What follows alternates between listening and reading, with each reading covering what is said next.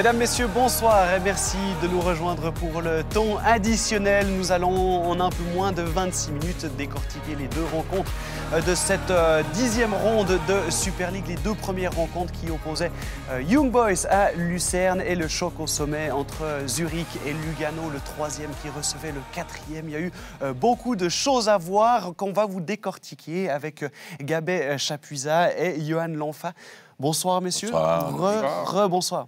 Sans plus attendre, on passe tout de suite à IB qui voulait enchaîner un 5e succès en championnat dans la réception de Lucerne avec des Lucernois dans la tourmente. Et les Lucernois, vous allez le voir tout de suite sur cette première analyse, étaient clairement venus de manière très organisée défensivement avec Gabet. On voit cette ligne de 6 défenseurs et puis un bloc mobile de 4. Oui, 6 et 4 avec les 4 défenseurs qui sont entrés à l'intérieur et puis le pauvre Campo qui devait fermer le couloir droite, droite. Et puis voilà, et puis Gentner et puis Verman qui défendaient devant la défense, et puis un petit peu plus haut, au Greenwich, et puis Sorgic qui ont passé la moitié du temps à 30 mètres de leur goal, les deux joueurs les plus offensifs. Les hommes de Fabio Celestini venaient chercher des certitudes. Là-dessus, on a vu qu'il y avait une très bonne organisation. Fabio Celestini pointait du doigt parfois l'envie. Aujourd'hui, elle était présente. Oui, et puis je crois que dans la continuité du match, du bon match nul obtenu à Bâle, ils ont appliqué les mêmes principes. C'est vrai qu'on pouvait reprocher à cette équipe de Lucerne de prendre trop de buts, justement, d'avoir un jeu offensif intéressant, mais de prendre vraiment beaucoup trop de buts. Et là, quand vous allez à Bâle et en plus maintenant à IB, ben, vous voyez un petit peu vos schémas et puis vous demandez à vos deux joueurs de couloir de bien défendre et de bien revenir, ce qui a été remarquablement appliqué. Alors, c'est pas très intéressant pour nous parce qu'il n'y a pas vraiment de spectacle, mais enfin, les consignes ont été respectées. Campo et Kumic ont donc mis la main à la pâte et malgré ces bonnes volontés, c'est quand même IB qui va réaliser une très bonne entame de match. Pendant 15 minutes, il y aura différentes actions. Celle qu'on a sélectionnée, c'est celle-ci de la 10e minute avec Elia qui change pour Fastnart, qui remise pour Ebischer. Et là-dessus, c'est le poteau qui sauve Vasic. Oui, alors, action typique d'IB. On connaît la vitesse d'Elia. Bien joué de la part de Fastnat qui remet dans la course pour Ebischer. Plat du pied, joli, le gardien battu. Ça aurait été le départ idéal. Je pense que je parle pour IB.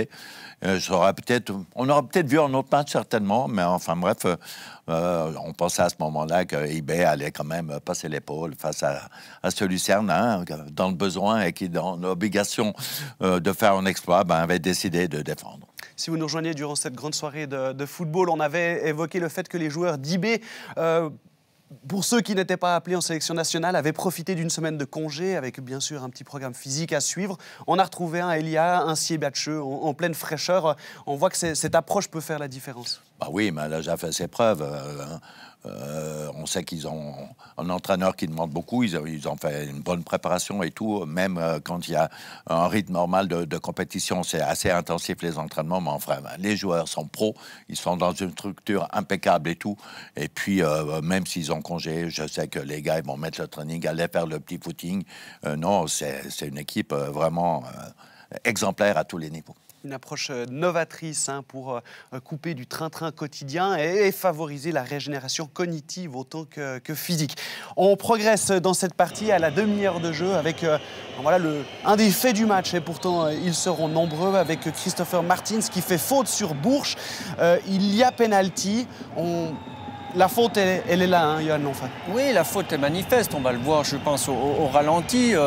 Martin se laisse piéger par l'appel de son Cerbère et commet clairement la faute, même si le ballon est loin de là, tiré au premier poteau. Et je trouve dommage de la part justement du joueur d'IB de faire une faute alors que son joueur n'est pas en danger. Ouais. C'est Marvin Schulz qui transforme le penalty et qui donne l'avantage pour Lucerne au Vangdorf. C'est clairement la sensation. Bah oui, bon, ça c'est clair. Hein.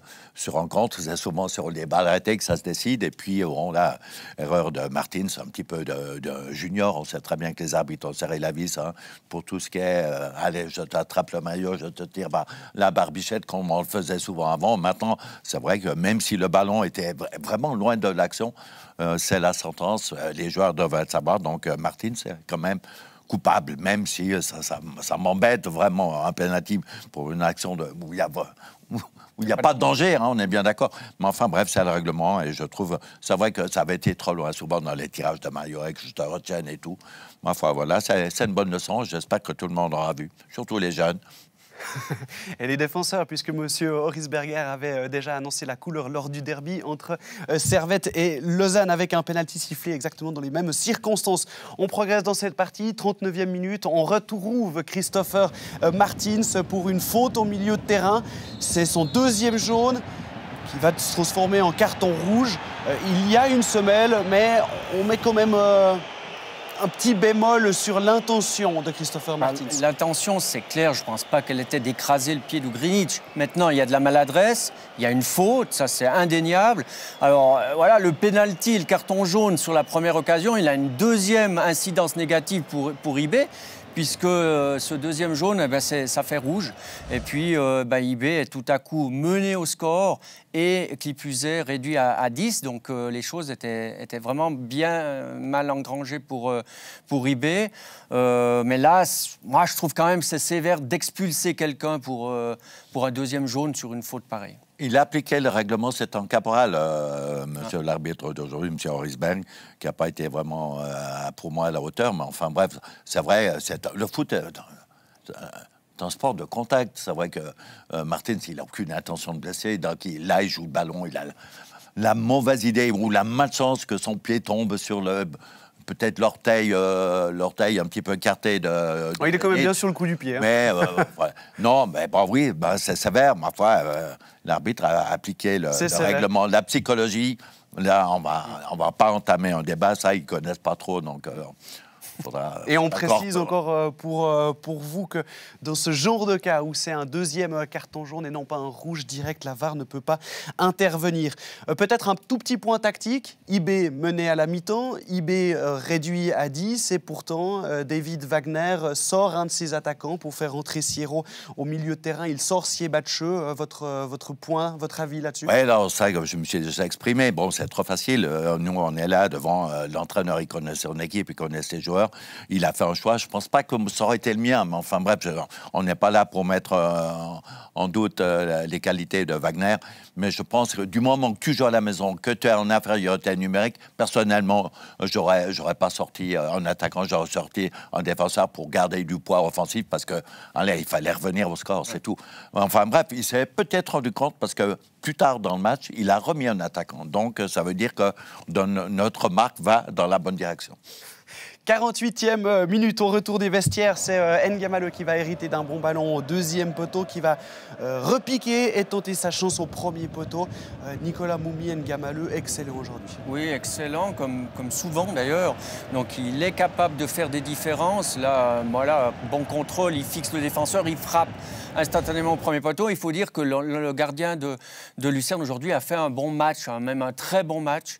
Voilà, à la différence de certaines de ses sorties, aujourd'hui il était à la hauteur, il était très attentif et là il fallait l'être sur ce ballon. Il descend très vite au premier poteau. Non, N'Gamale, c'est un magnifique joueur d'équipe, c'est un type, on n'en parle pas beaucoup, c'est un travailleur de l'ombre, il a des statistiques au niveau des courses et des kilomètres parcourus absolument incroyables. Voilà, c'est le genre de joueur pour le collectif indispensable. Sur ce coup-là, il est tombé sur un excellent Vasic. On le reverra quelques instants plus tard. On a vu le penalty, on a vu les deux jaunes, le rouge. Voici le troisième fait de ce match, 55e minute. Il y a un duel Verman-Sierro. C'est Verman qui retouche ce ballon, qui touche ce ballon et qui du coup remet N'Gamale en jeu. N'Gamale centre pour Fasnacht.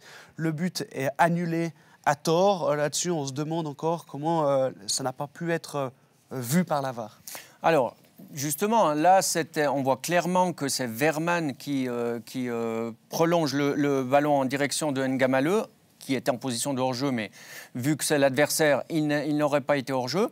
Or, la VAR est intervenue sur cette décision, hein, on n'en veut pas à l'arbitre sur ce coup-là, mais donc la VAR, ils étaient censés voir les images les mêmes que nous et devoir constater que c'est l'adversaire qui donne le ballon à N'Gamale et donc accepter le but parce qu'au final, il y a eu un but. Donc, deuxième fait de jeu un petit peu à l'encontre de Young Boys ce soir sur ce but qui semblait valable, en tout cas, au vu des images.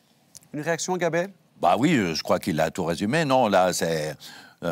il y a un carton rouge, on peut en donner un deuxième aujourd'hui, c'est au responsable de la VAR, t'as pas le droit, il n'a pas le droit de rater une telle évidence. C'est vrai que c'était... Tout le monde s'en est rendu compte assez rapidement. Oui, c'était important. En plus, c'était à la 55e minute.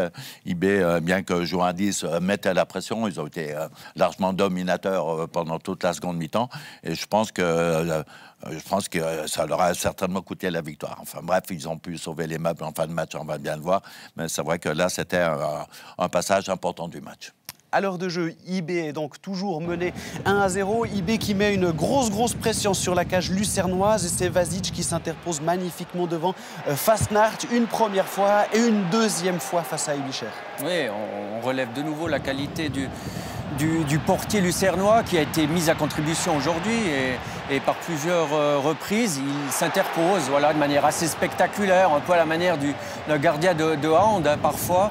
Et donc, il a vraiment été à la hauteur parce que c'est vrai qu'à un moment donné, en tout cas dans l'entame de cette deuxième mi-temps, je trouve que IB a mis pas mal de pression sur la défense lucernoise.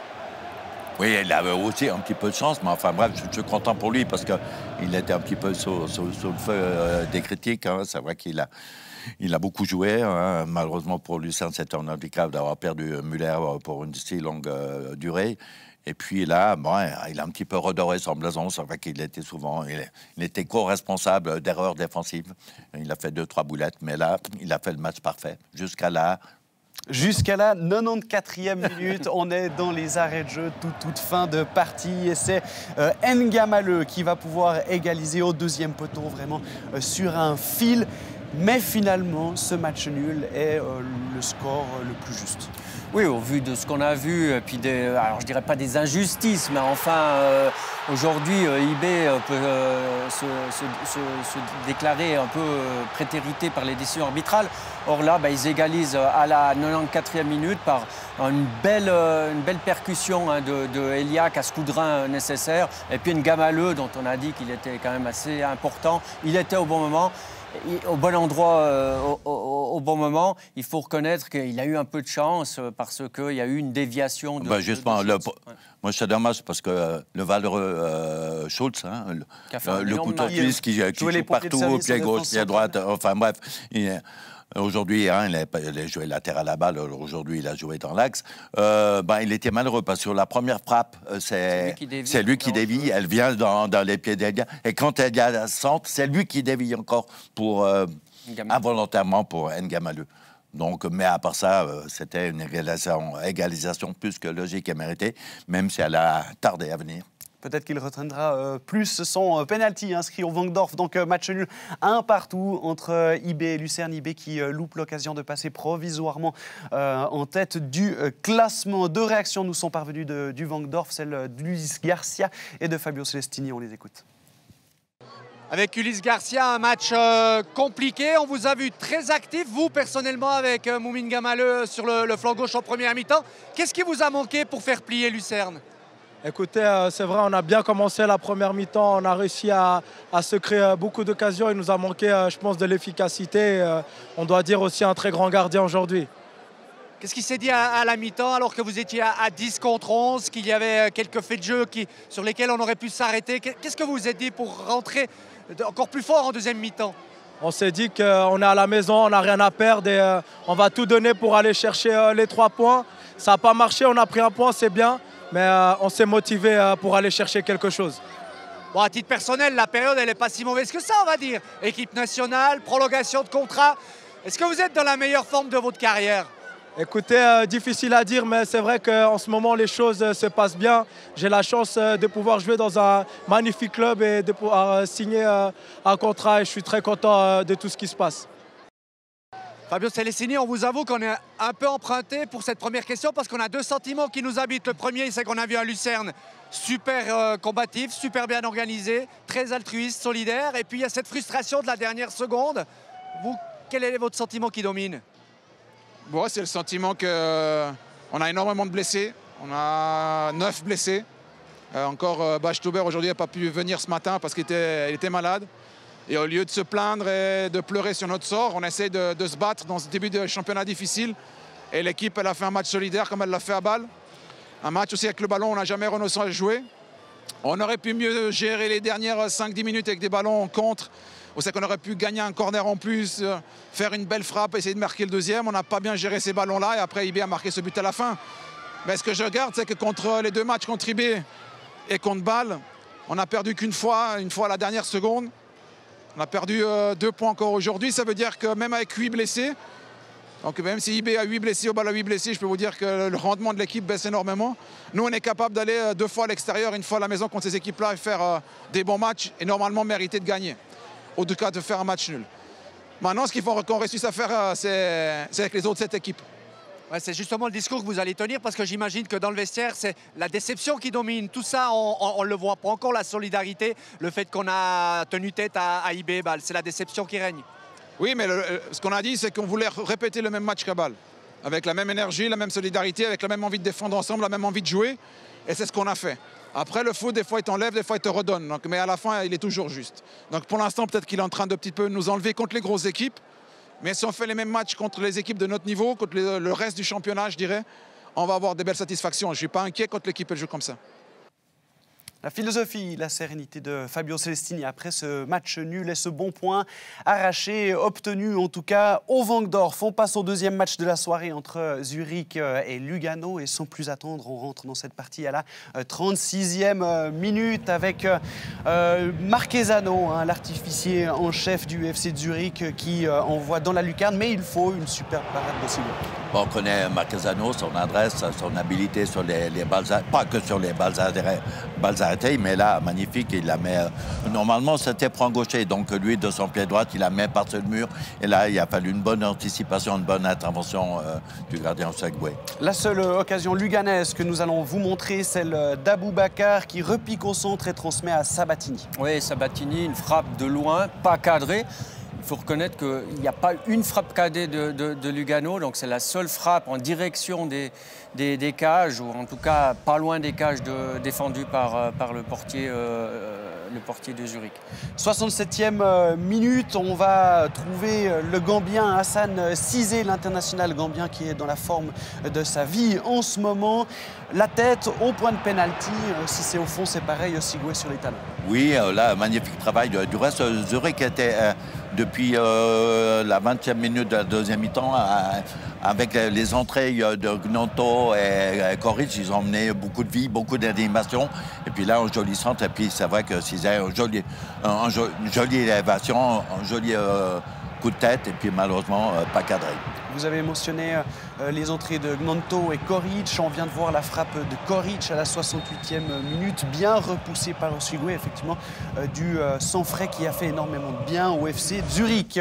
Le FC Zurich qui va inscrire le seul but de cette rencontre à la 77e minute. Regardez, appréciez la magnifique passe d'Antonio Marquezano. Oui, un ballon pitché, un peu à la manière des golfeurs, parce que le ballon ne fuit pas. Et c'est très dur parce c'est un ballon de 40 mètres dans la course de Cissé qui laisse tomber et qui peut armer une frappe. Alors après, il faut encore aussi le talent de Cissé pour mettre ce ballon au bon endroit, en reprise de volée. Mais la qualité de passe de Marquezano, on avait souligné ça en avant-match. La liaison entre les deux, ils s'entendent comme larron en foire. Et non, vraiment, mais là, ce ballon, c'est un ballon d'or. Il est tellement dosé. Il n'a même pas besoin de la contrôler. Elle est dans sa course, elle est parfaite. Et puis, on connaît Cissé, sa vitesse. Et puis là, face à une défense qui était quand même mal alignée, je pense qu'on n'a pas très bien vu, mais Fakinetti a certainement coupé leur jeu de l'autre côté. Leur jeu en bas, puis là, bon, Cissé, il est en pleine confiance. Lui qui avait de la peine à trouver le chemin des filets, voilà, il les aligne les uns sur les autres. Une belle frappe, croisée, inarrêtable. Petit filet. Hassan Cizé, 8e but de la saison, et il offre la victoire au FC Zurich face à son ancien club, puisqu'il avait joué à Lugano de 2016 à 2018 sur un magnifique service du distillateur en chef Antonio Marchesano, que l'on écoute d'ailleurs en interview. Antonio Marchesano, victoire du FCZ, et une fois de plus on retrouve deux noms sur la feuille de match, vous et Hassan Cizé, et ça fonctionne très bien entre vous. Ouais, dans ce moment ça marche bien, je pense on arrive à nous trouver bien.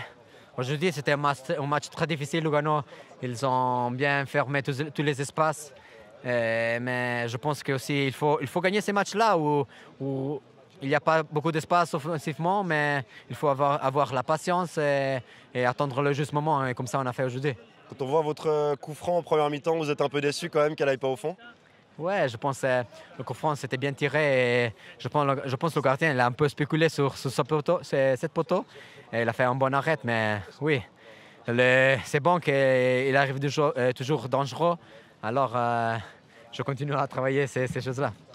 De voir le FCZ maintenant premier, alors il y a encore le match de Bâle de demain, mais de voir le FCZ premier, ça fait du bien quand même. Ouais, ça fait du plaisir parce que ça veut dire que qu'est-ce qu'on fait pendant la semaine, il ramène des résultats, mais on est encore au début, il faut encore travailler, et je pense quand même qu'on est dans la juste, comment on dit, roue. Ouais. Magnifique prestation du FC Zurich, donc leader provisoire en championnat. 3 buts ce soir, 2 au Vangdorf lors du match nul entre Young Boys et Lucerne, et la victoire zurichoise grâce à la réussite d'Hassan Cizé qui propulse le FC Zurich provisoirement en tête du classement. Attention, Bâle doit encore jouer demain et Young Boys doit rattraper un match début décembre. On passe tout de suite à la Challenge League avec Xamax qui s'est incliné face à Vaduz à la Maladière. Une 3e défaite consécutive pour les Rouges et Noirs. Après avoir touché la latte en première mi-temps, Vaduz finit par ouvrir la marque à la 75e minute grâce à Simone Rapp. Simone Rapp seul au milieu de 3 défenseurs, comme on vient de le voir. En fin de rencontre, Vaduz va partir à l'attaque alors que les Xamaxiens avaient sorti le ballon. Une situation qui a créé pas mal de tensions entre les deux entraîneurs. Andrea Binotto finira expulsé de cette partie, tout comme Mario Frick. Et puis Vaduz qui inscrit donc le 2-0 par Luschinger. Andrea Binotto qui ne sera pas sur le banc contre Ville, mais sera bien présent dans match après match demain à 20h. Coup dur encore pour Neuchâtel Xamax qui a un coup de mou. Oui, là, un coup de mou, non, un sérieux coup de mou. Là, ça fait quand même 4 défaites en 5 matchs. Après un départ tonitruant, je pensais qu'ils avaient oublié la saison dernière. C'est vrai que ça avait été catastrophique. Je vous rappelle que Xamax en est sorti grâce à la différence de goal, donc une saison peu glorieuse. Là, c'était vraiment bien parti. Je pensais, bon, Binotto certainement fait du bon boulot. Il a pu un petit peu recruter les joueurs qu'il voulait. Et puis voilà, maintenant, un sacré coup de frein à la progression de ce Neuchâtel. Stade Lozanouchi recevait Haro. Les Vaudois restaient sur 2 succès contre Kriens et Ville. Mais hier, malgré une bonne entame, ils se sont effondrés après avoir encaissé le premier but argovien. Défaite 0-2 à la Pontaise et un penalty manqué. On écoute la réaction de Vincent Ruffly. Je pense qu'on veut jouer notre jeu, on veut poser le jeu. Après, on a une diagonale. Et après, on n'a pas le deuxième ballon et après, on est en retard. Et il joue bien le compte, je pense. Après, il la met super bien, mais je pense qu'on aurait dû plus prendre notre temps peut-être et voilà, essayer de poser le jeu plus calmement. On a l'impression que ce but, il vous a fait perdre le fil du match, en tout cas de la première mi-temps. Est-ce que vous êtes d'accord? Oui, bien sûr, parce qu'au début, je pense qu'on était bien rentrés. Après, voilà, c'est vrai qu'au début, ils ont passé côté gauche un peu facilement. Après, on est revenu. Mais c'est vrai que ce but, il nous a un peu fait mal durant cette première mi-temps. Après, on a essayé de réagir. On a eu ce penalty, malheureusement, on l'a raté. Et après, c'était dur de courir derrière le score parce qu'ils étaient de bloc bas et jouaient les contres. Donc après, c'était un peu difficile. Est-ce que vous avez perdu ce match dans la tête ce soir? Non, je pense pas dans la tête, mais c'est vrai que si on analyse la première mi-temps, je pense qu'on n'était pas assez dedans, on n'était pas prêt dans les duels, dans la jouerie, et voilà, on était tout le temps en retard. Donc je pense que c'est normal qu'on perde ce match pour aujourd'hui. La 3e équipe romande jouait ce soir. Yverdon recevait Ville et pouvait ravir la 8e place des Saint-Gallois. Yverdon qui s'est imposé 3-0, notamment avec 2 réussites de Coro Koné. C'est la 4e victoire en 3 matchs pour les hommes d'Ouli Forte. Clairement, ce Yverdon Sport est en train de se redonner énormément de couleurs. à la 8e place au classement, ça va quand même mieux pour les joueurs du Nord-Vaudois. Oui, très mal parti, changement d'entraîneur qui était bénéfique. Et puis, moi, je suis content de voir Koné, hein, qui a eu vraiment des derniers temps en terre genevoise difficile et puis qui retrouve le chemin du filet, la joie de jouer. Mais tant mieux, c'est une bonne acquisition pour Yverdon. Ouli Fortet qui commence à avoir son travail payer ses fruits au stade municipal avec un effectif qui est de qualité. Quand on voit cette dynamique, il y a forcément tout pour bien faire actuellement. Oh, ils ont eu une période d'adaptation à ce nouvel échelon. Et puis là, je pense que les joueurs commencent à se trouver. La philosophie d'Ouli Fortet commence à payer, à passer. Le message passe. Et donc, c'est vrai que je pense que Yverdon a tout pour bien figurer dans ce championnat. On va le voir au classement dans quelques instants, mais Kriens se déplaçait, recevait Chafouz, score nul et vierge entre les deux équipes. Ah bon, alors on va regarder la troisième réussite avec Alan Elouette qui déboule sur le côté droit. Qu'est-ce qu'on fait? On vous le commente presque en live, ce but ou pas. En tout cas, on voit que Yverdon Sport va mieux. Kriens qui perd un petit peu des points. Kriens qui va mal finalement. C'est peut-être la saison la plus compliquée pour les pensionnaires du Kleinfeld. Et vous le voyez donc, Yverdon qui signe ce 3-0. On va y arriver à ce fameux classement avec la défaite de Xamax également, Stade Lausanne-Ouchy. Pas très bonne opération pour les deux autres équipes romandes. Et Yverdon qui remonte à la 8e place, Stade Lausanne-Ouchy qui passe à la 5e place et Xamax qui perd un rang pour devenir 3e.